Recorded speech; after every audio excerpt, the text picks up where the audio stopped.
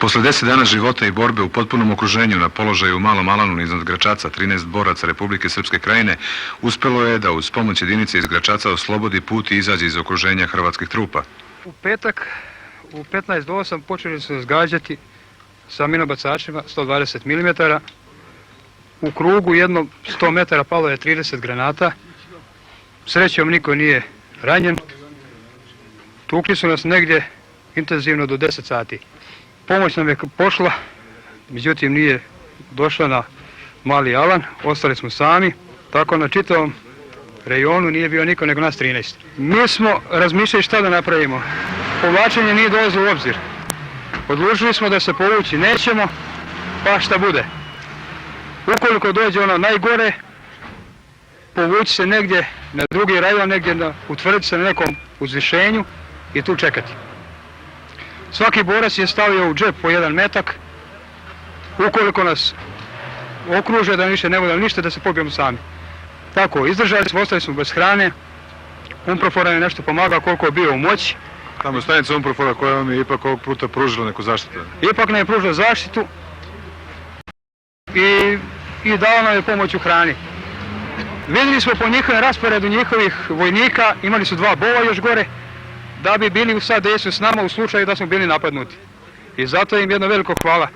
Energičnom akcijom borci Krajine uspjeli su da razbiju deo ustaške diverzantske čete, u čiju zasedu pre 10 dana upalo 25 krajišnika.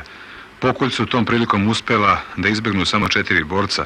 Nekolicinu je smrt stigla od tanada i granata ispaljanih iz zasede, a ranjeni su usmrćeni tek posle već uobičajenog ustaškog koljačkog rituala. Kada smo došli ovdje vidjeli smo sve izmasakrirane ljude, poubijane. Jednom čovjeku su sjekirom rasjekli glavu po sredine, stariji čovjek možda imao je svojih 50 godina. Drugome čovjeku isto ovome starijem imao je 47-8 godina. Njega su izmasakrirali, odsjekli mu ruke, noge, stavili su mu krst na leđa. Jednoga dečka mladoga od 22 godine također su mu rasjekli glavu po sredini, izvedli oči, stavili su mu na leđa krst. Urezali nož? Nožima su rezali, sjekirama, makazama, a nemam riječi više da kažem s čim inako mogao čovjek da mrtvo čovjeka ili ranjenog čovjeka da inako može masakrirati, da se može življavati na njemu. Akcija čišćenja obrana Dinarskog masiva je dala rezultate. Diverzantska četa je razbijena, borci Krajine vrše čišćenje terena od nagaznih, pešadijskih i protivtenkovskih mina. Danas su upravo na ovom mjestu u toj akciji 2 borca teže, a 3 lakše ranjena. Obilazeći taj deo Južno-Krajiškog fronta svratili smo i u Obrovac, na koji je prethodnog dana palo nekoliko granata koje na sreću nisu izazvale nikakvu štetu. Trenutna situacija u odnosu na prije par dana je dosta povoljna. Kad to kažem, imam najprije u vidu ovu vojnu situaciju, jer naši redovi se potpuno konsolidovali. Zauzeli smo neke povoljne položaje u Velebitu. Osim toga, linija ispod Velebita također funkcioniše dosta dobro, tako da sad trenutno nema problema.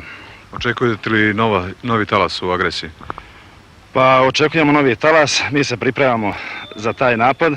Uočili smo i neka njihova pomjeranja, pojačanja i dovlačenja novih snaga iz pravca Zadra i Starigrada.